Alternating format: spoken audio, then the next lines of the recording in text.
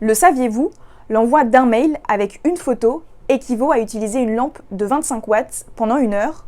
Et pour la fabrication d'un ordinateur fixe comme celui-ci, 800 kg de matières premières ont été nécessaires, ce qui a engendré des émissions de 124 kg de CO2, et ce qui revient à un aller-retour Paris-Genève pour un passager en avion. Nos équipements numériques sont donc très énergivores. Alors comment moins polluer? Nous vous donnons des conseils à appliquer au bureau et à la maison. Le premier, c'est de s'équiper léger en fonction de ses besoins.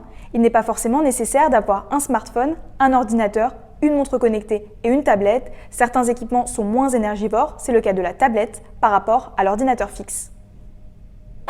Faire durer ces équipements, c'est le deuxième geste à adopter. Nous sommes dans une société où nous changeons très régulièrement de smartphone ou d'ordinateur, mais garder un produit 4 ans au lieu de 2 améliore de 50% son bilan environnemental. Il faut donc penser à entretenir ces appareils, à les réparer plutôt que de les jeter, mais aussi à acheter d'occasion ou reconditionner. Le troisième geste, c'est de limiter un maximum la consommation d'énergie. Au bureau comme à la maison, les outils numériques consomment beaucoup d'électricité. Alors comment faire?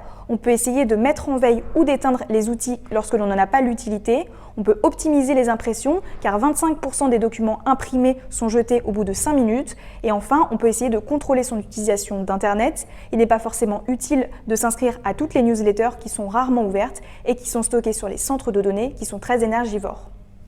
Dernière chose, en fin de vie, c'est important de recycler ces équipements. Dans un ordinateur, le plastique représente 40% de la matière première. Ce plastique est recyclable et peut être réutilisé dans l'industrie automobile.